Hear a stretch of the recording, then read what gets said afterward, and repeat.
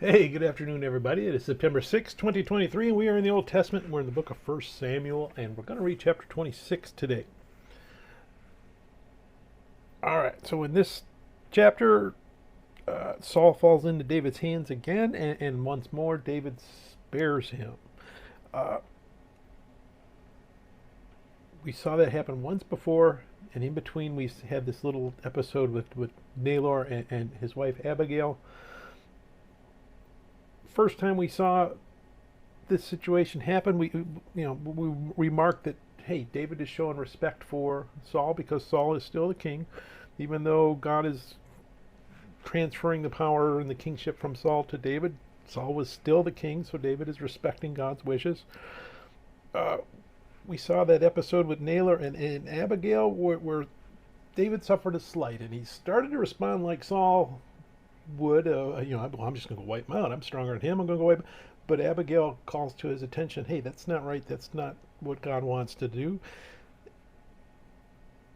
And we saw an example in David of how we're supposed to live. Of hey, you know what? Somebody brings attention to you that you sinned. You thank them and you say, oh well, man, that's awesome. Thank you for showing me my error. I'm going to fix it.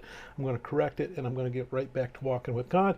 And hey, you know what? Well, you don't necessarily have to marry him, but you know what? I'm going to honor you because you saved me. As opposed to Saul, who Jonathan comes and tells him, hey, David's not really trying to kill you. He's one of your honest subjects, and Saul picks up a spear and tries to kill his own son. So we got the contrast. Now we're coming back again. Like I said, Saul has fallen into David's hands, and David spares him again. And it actually gets a little bit deeper now that we've got that full picture of, it's not just that he respects that Saul is the king, he respects God most of all right? Yes, David understands the kingship is coming to him, but it's not his job to go out and get the kingship. God will give it to him when God's ready to give it to him. His job is to be respectful, to do what he thinks God is leading him to do, which is protect his the Jews around there, to protect them from the Philistines. He's offering sanctuary to the people that Saul's trying to persecute.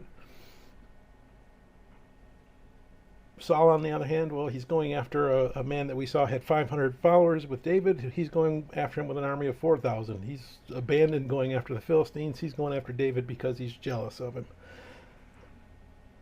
And at the end, we see that Saul, yes, he's jealous, and he's really jealous because he understands he screwed up and he's going to lose the kingship, and it's going to David. So he's fighting the inevitable, against the inevitable.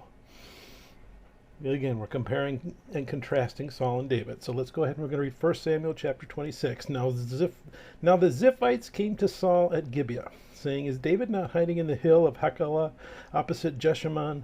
Then Saul arose and went down to the wilderness of Ziph, having 3,000 chosen men of Israel with him to seek David in the wilderness of Ziph. And Saul encamped in the hill of Hachilah, which is opposite Jeshimon by the road. But David stayed in the wilderness. And he saw that Saul came after him into the wilderness.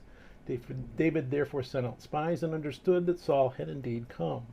So David arose and came to the place where Saul had encamped. And David saw the place where Saul lay, and Abner the son of Ner, the commander of his army. Now Saul lay within the camp, with the people encamped all around him.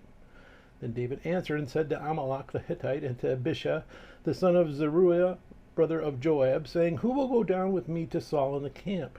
And Abishai said, I will go down with you. So David and Abishai came to the people by night, and there Saul lay sleeping within the camp, with his spear stuck in the ground by his head. And Abner and the people lay all around him. Then Abishai said to David, God has delivered your enemy into your hand this day. Now therefore please let me strike him at once with the spear right to the earth, and I will not have to strike him a second time. But David said to Abishai, do not destroy him, for who can stretch out his hand against the Lord's anointed and be guiltless? David said, furthermore, as the Lord lives, the Lord shall strike him, or his day shall come to die, or he shall go out to battle and perish. The Lord forbid that I should stretch out my hand against the Lord's anointed. But please take now the spear and the jug of water that are by his head, and let us go. So David took the spear and the jug of water by Saul's head, and they got away. And no man saw or knew it or awoke, for they were all asleep, because a deep sleep from the Lord had fallen on them. Now David went over to the other side and stood on the top of a hill afar off, a great distance being between them. And David called out to the people and to Abner the son of Ner, saying, do you not answer, Abner? Then Abner answered and said, who are you calling out to the king? So David said to Abner, are you not a man, and who is like you in Israel?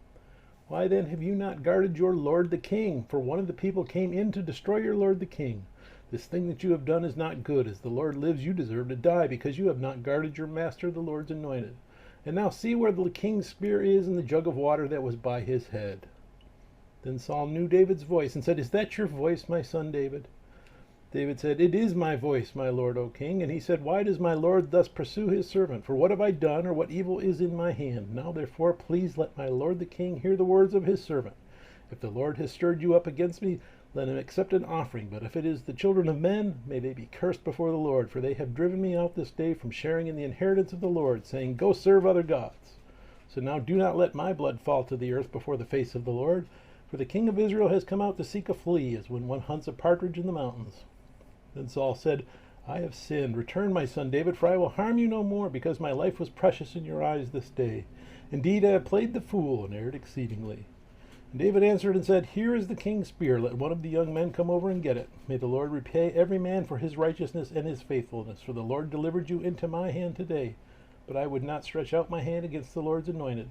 And indeed, as your life was valued much this day in my eyes, so let my life be valued much in the eyes of the Lord. And let him deliver me out of all tribulation.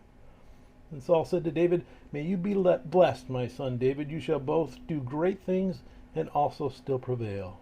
So David went on his way, and Saul returned to his place.